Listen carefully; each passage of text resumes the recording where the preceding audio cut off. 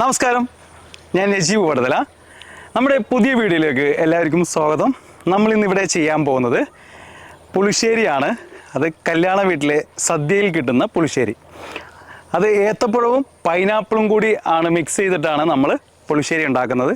അതെങ്ങനെയാണെന്ന് നമുക്ക് നോക്കാം. ബാ.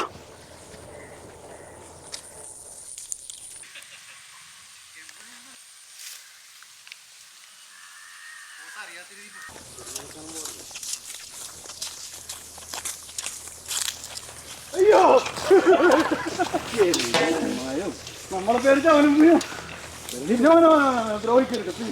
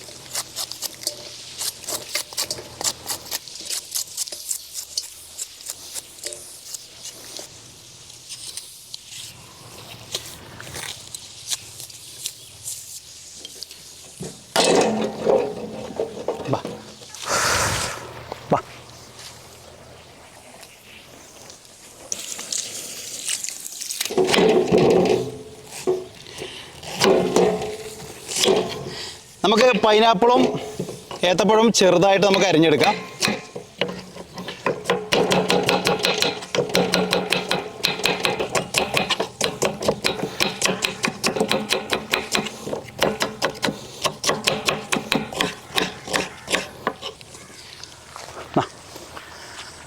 Thank you.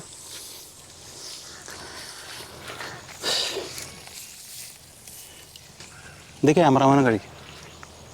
Thank you.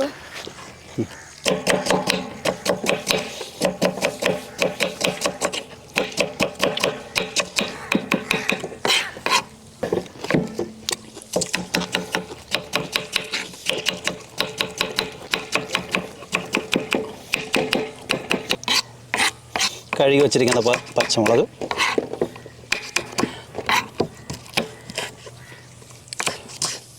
അരിഞ്ഞു വച്ചിരിക്കുന്ന പൈനാപ്പിളും ഏത്തപ്പഴവും പച്ചമുളകും കൂടി നമുക്ക് ഇട്ട് കൊടുക്കാം. പൈനാപ്പിളും ഏത്തപ്പഴവും മുളകും വേവാൻ ആവശ്യമായിട്ടുള്ള വെള്ളം ഒഴിച്ചു കൊടുക്കുവാണ്. ഇത് നന്നായിട്ട് വേവണം, അതായത് ഇത് എന്താ പറയുക, നന്നായിട്ട് വെന്ത് കുറുകണം. അതിൻ്റെ കൂടെ കുറച്ച് വേപ്പിലൂടെ നമ്മൾ ഇട്ട് കൊടുക്കുന്നുണ്ട്.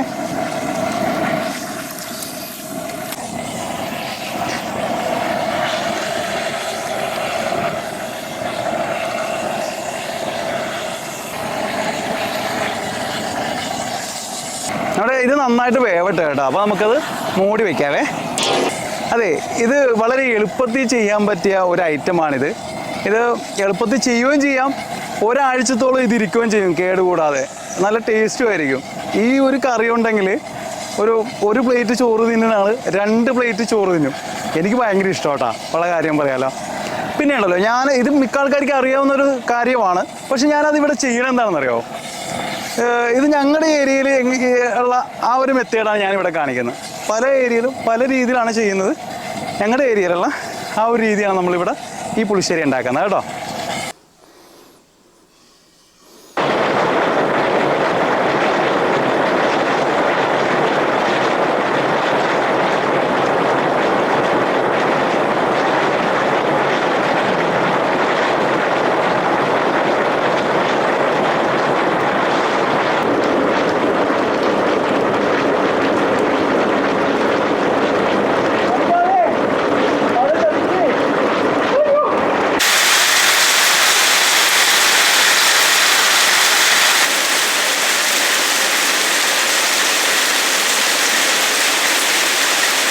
മക്കളെ, മഴ വന്ന് എല്ലാം അവിടെ നിന്ന് ചോന്നതേ ഇവിടെ ചോന്നോണ്ടെന്ന് വെച്ചിട്ടുണ്ട്. ഇനി നമ്മൾ എന്തായാലും വീഡിയോ പൂർത്തീകരിക്കും. അതുകൊണ്ട് നമ്മൾ വീട്ടിൽ വെച്ച് തന്നെ ചെയ്യുവാണ് കേട്ടോ.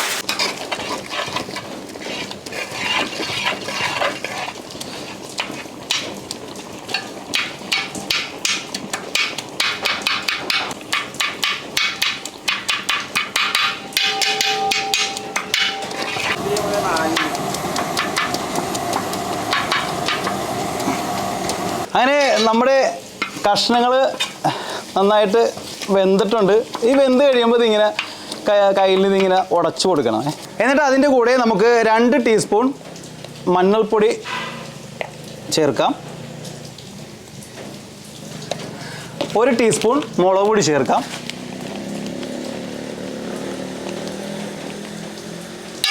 എന്നിട്ട് നമുക്കൊരു ഉണ്ട ശർക്കര നമുക്ക് പൊടിച്ച് ഇങ്ങനെ ചേർക്കാം, അരിഞ്ഞ് ചേർക്കാം.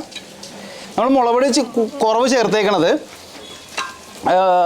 ശർക്കരയും കൂടി ചേർക്കുമ്പോൾ കളറ് മാറാതിരിക്കാൻ വേണ്ടിയാണ് കേട്ടോ. ശർക്കരയുടെ കളർ വരുമ്പോൾ കളർ മാറിയിരിക്കും. പിന്നെ നമ്മൾ എരിവിന് ലാസ്റ്റ് കുരുമുളക് പൊടി കൂടി ചേർത്ത് കൊടുക്കുവേ.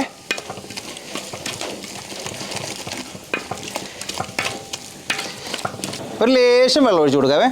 അത്യാവശ്യം വെള്ളം നമ്മൾ പറ്റിയിട്ടുണ്ട്. അപ്പോൾ ലേശം വെള്ളം ഒഴിച്ച് കൊടുക്കാവേ. അരപ്പിൽ അത്യാവശ്യം ഇച്ചിരി വെള്ളമുണ്ട്. ഇതൊക്കെ നല്ലോണം ഒന്ന് ഉരുവട്ടെ. നമ്മുടെ ശർക്കരയൊക്കെ ഒന്ന് ഉരുവി മുളക് പൊടിയൊക്കെ പച്ച സുഖം ഒന്ന് പൊക്കോട്ടെ. ഒരു തിള കഴിയുമ്പോൾ നമുക്ക് അരപ്പ് ചേർത്ത് കൊടുക്കാം.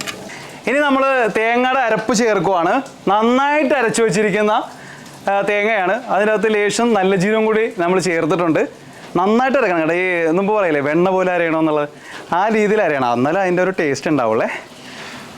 ഇത് വെണ്ണ പോലെ അല്ലെങ്കിൽ എന്നാലും അത്യാവശ്യം അരഞ്ഞിട്ടുണ്ട്. നമുക്കിത് ചേർത്ത് കൊടുക്കാവേ. എന്നിട്ട് നന്നായിട്ടൊന്ന് മിക്സ് ചെയ്യാം.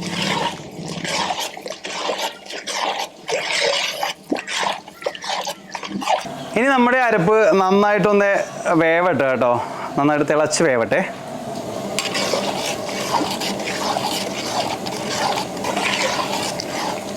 നമ്മൾ തൈര് ചേർക്കുമ്പോൾ തിളപ്പിക്കാൻ പറ്റില്ലല്ലോ, ചെറുതായിട്ട് ചൂടാക്കാനേ പാടുള്ളൂ. അപ്പോൾ അരപ്പ് നന്നായിട്ട് വേണം. അപ്പോൾ നന്നായിട്ട് തിളക്കട്ടെ. അരപ്പ് തിളച്ചുകൊണ്ടിരിക്കുവാണ്. നമുക്ക് ആവശ്യത്തിന് ഉപ്പ് ചേർത്ത് കൊടുക്കാം. തൈര് കൂടി ചേർക്കേണ്ടതാണ്. അപ്പോൾ അതനുസരിച്ച് ഉപ്പ് ചേർത്ത് കൊടുത്തേക്കാം കേട്ടോ. കല്ലുപ്പേ, പൊടിയുപ്പ് ചേർക്കാം. കല്ലുപ്പാണ് ഏറ്റവും ബെറ്റർ. അങ്ങനെ നമ്മുടെ അരപ്പ് തിളച്ചുകൊണ്ടിരിക്കുവാണ്. കണ്ടോ, അതെ ഇതുണ്ട് കുറായിരിക്കണമൊക്കെ.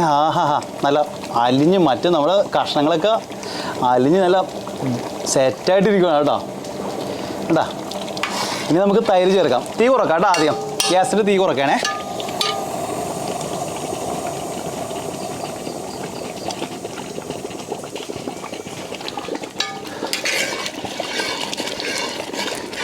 ഇനി നമുക്ക് മെയിൻ ഐറ്റമായ തൈര് നമുക്ക് ചേർക്കാം കേട്ടോ. നമ്മൾ തൈര് ചേർക്കുമ്പോൾ നന്നായിട്ട് ഉടച്ച് ചേർക്കണം. ഈ അരിപ്പയിൽ ഒഴിച്ച് കഴിഞ്ഞിട്ടുണ്ടെങ്കിൽ നന്നായിട്ട് ഉടച്ച് നമുക്ക് ചേർക്കാം കേട്ടോ.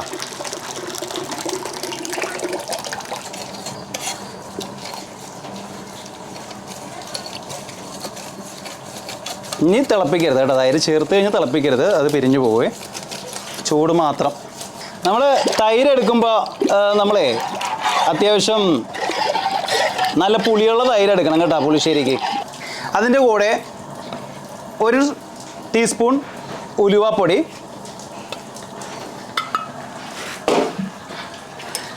2 ടീസ്പൂൺ കുരുമുളക് പൊടി,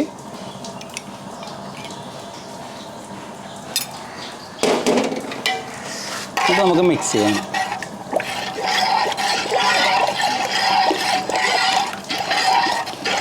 അവസാനമായിട്ട് നമ്മുടെ പുളിശ്ശേരി താളിക്കുവാണേ. കടുകും ഉണക്കമുളകുവേ.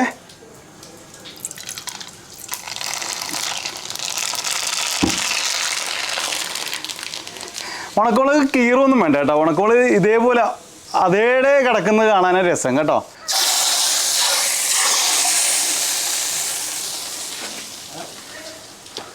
അങ്ങനെ നമ്മുടെ പുളിശ്ശേരി ഫുൾ സെറ്റായിട്ടുണ്ട്. ഇനി നമ്മുടെ ചോറിലേക്ക് കുറച്ച് പുളിശ്ശേരി അങ്ങോട്ട് ഒഴിക്കുക. ഒരു മുളകും കൂടി അങ്ങോട്ട് വെക്കുക.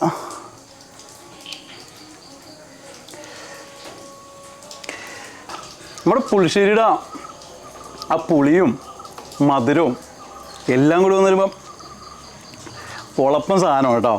ഇത് നിങ്ങൾ പരീക്ഷിക്കുക. ഈ ഒരു സാധനം മതി നമുക്ക് നന്നായിട്ട് ചോറ് ചെയ്യാം. വേറെ ഒരു കറിയും വേണ്ട കേട്ടോ. അപ്പോൾ നമ്മുടെ പുളിശ്ശേരിയുടെ വീഡിയോ എല്ലാവർക്കും ഇഷ്ടമായെന്ന് കരുതുന്നു.